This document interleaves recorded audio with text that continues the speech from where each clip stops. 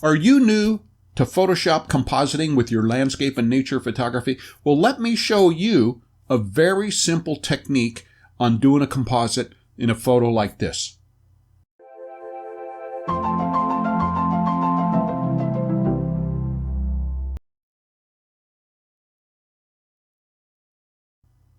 Hi and welcome back.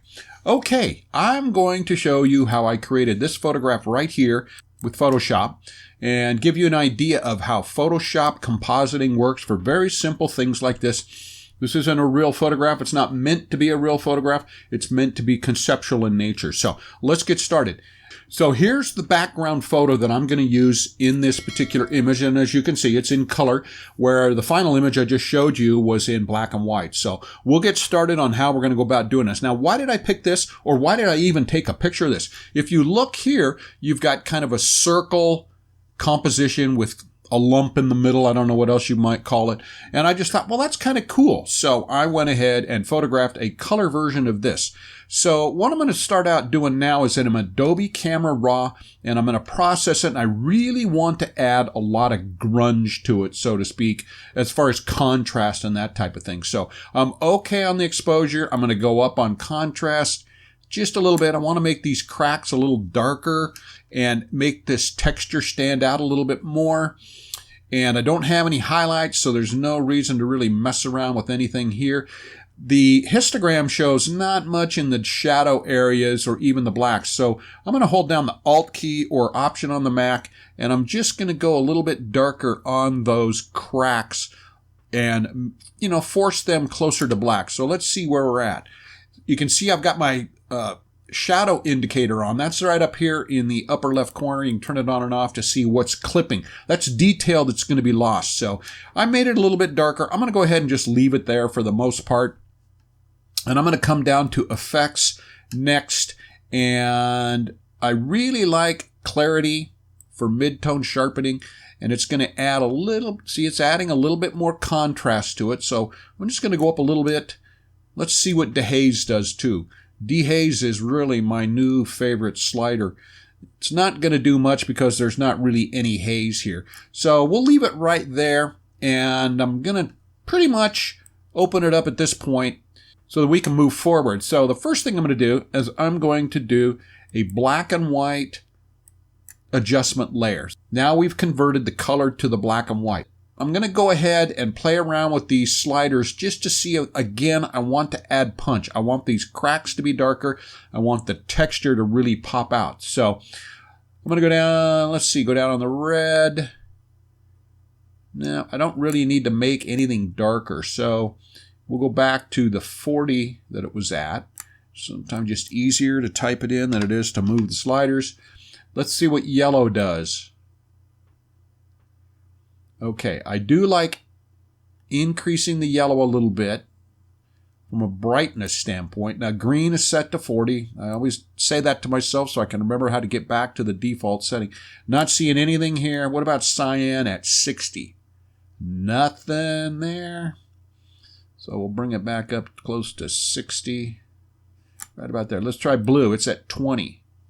Nothing. Okay, so, this is not surprising that I'm not really finding anything that needs to be adjusted to get the contrast I want. It needs to come in a curve. So let's go ahead and add a curves adjustment layer.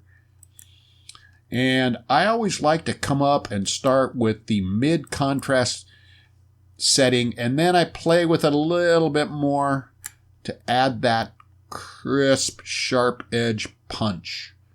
So I've added some contrast, and I kind of like what I've got going on here. I don't want this to go as dark as it's going. I'm going to grab my brush tool with black as the foreground, and I'm going to come up and I'm going to set it to about 15. And I'm just going to paint black on the mask, the black and white mask. Or no, I'm sorry, it's the curve mask. And just lighten that back up a little bit. And I keep lifting up my mouse key to slowly build. So I am probably, well, that's right where I wanted to get. Now I'd still want a little more contrast. So let's go with a levels adjustment layer. And this time we'll just sort of push in and push in this way a little bit. And let's see. Again, I've got my cracks going black. Now, let's go down on the exposure just a little bit. Okay, that's getting closer to what I want, but now it's just a little bit too contrasty. So let's back off a little bit here. I've added some punch, and I want that crispness. Okay, so there we go. I've kind of made it really show a lot of texture and a lot of contrast and harsh black and white. So the next thing is we want to open up our leaf. So we'll come back over here. Now the story behind the leaf is that I was in the Great Smoky Mountains teaching workshops, and I was back at the van waiting for the rest of the crowd from the workshop to come and return so we could go back to the lodge and have lunch and then go in the digital darkroom and play with our photos for a couple hours before. And I just see so many amazing colors of leaves out there that I started collecting them. In fact, it looks like this. Here's a sample of what I collected. And you can see I ended up having a little piece of foam, styrofoam in the van, and I laid it on the ground outside. It was an overcast day. Put on my 100mm macro, laid each leaf on the foam, and took a picture just like this. And that's why I have a collection, and I use these things in a lot of different photos when I want to do some compositing. So that's how I took pictures of all the leaves. And so here we are back at this one, Adobe Camera Raw. So what I'm going to do is I'm going to come in here, and I'm going to make the whites go way up to sort of, you can see there's a little texture from the styrofoam, so I'm going all the way up. I'm going to come back down a little bit, and that's saturating that a little bit, and I just think that's perfect right there. So not a whole lot I need to do. Let's go ahead and open that up. Then I'm going to kind of do a little cleanup on here. So I'm selecting the spot healing brush, and we'll make it a little bit bigger. Come in here and try to clean up some of this. Okay, I got rid of something I didn't want to get rid of, which is the stem that's in the middle of the leaf. And, you know, it's going to be a little tricky to try to get rid of all of this, but I'm really just want to get rid of some of the really obviously big chunks. And up here, we'll get rid of that little guy. Oh, we grew a new one. So I'm going to stop right there, fill that in, and I'm going to call that good.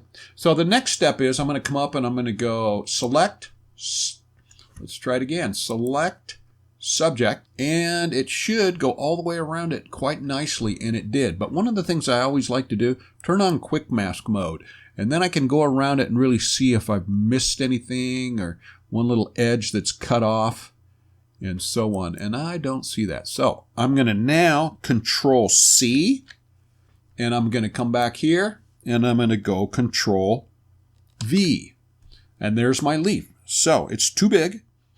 So we're going to go ahead and hit Control T to downsize it. Hold the Shift key to keep it proportional. And bring it up here approximately right about in this area. Now I made it a little bit too small, so whoop. Forgot to hold down the Shift key to keep the proportions the same. And we're going to do that right there. Okay, hit Enter. Okay, now I'm going to do select subject again and see if it did. Now, here's the next thing we're going to do.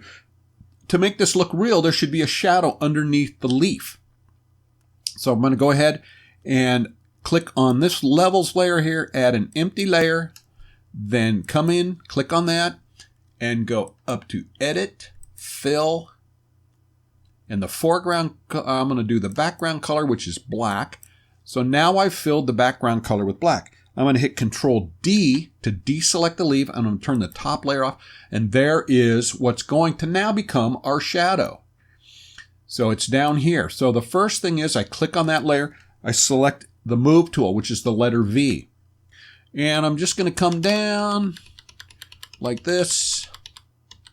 I'm just using the arrow keys, and I'm going to go to the right a little bit more too. So we get, no, I'm going to back off here. Okay, see this shadow showing up right here?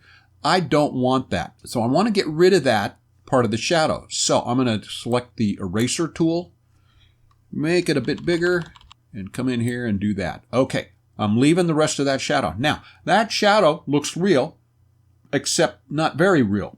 So what do? We want to blur it to make it look a little bit more real. So let's come up to Filter, Blur, Gaussian Blur. Let's find it first. There it is right there. Now we'll blow it back up big. And it's fairly blurry, but not near blurry enough. Let's just keep going up. All right. The right amount of blur is hard to guess. But see, that could be cloudy, bright skies. It's not sharp, it's blurry, but it's still kind of sharp. That kind of tells us that, you know, it could be a cloudy, bright day, but if I make it even, now there it's a really overcast day. So I'm backing off. And probably I'm going to stop right about there at 12.5. So I'm going to hit OK. All right, now we've got a shadow, but it's too dark. Let's go ahead and reduce the opacity on the black leaf to be right about in there. So that looks pretty real. Let's go ahead and reduce the size. I do this all the time to see how real it looks. Make it small. Not bad. Let's go down on the opacity a little bit. All right, not enough. That's probably pretty accurate. Now, did I move it too far? I'm going to use the letter V again, and I'm going to move it up a little bit. Okay, it went a little too far, I think. Maybe about right there. So let's turn that on and off. All right, let's go down on the opacity again. Maybe just a hair more. And still playing with the arrow keys. Now that's not bad. So let's go ahead and fill the frame with that again. So we have a shadow under the leaf. Now the shadow over here kind of disappeared because it's such a skinny part of the overall subject. But, you know, we can see that the leaf is here. It's got a shadow underneath it. So that's basic compositing for the most part. It's very, very easy. You select something in one scene and you add it to the subject in another scene and then play with it to make that composite look real. So hopefully, if you're new to Photoshop, this kind of gave you an idea of the types of compositing things that you can do. So I wish you the best. Go out and play and keep shooting.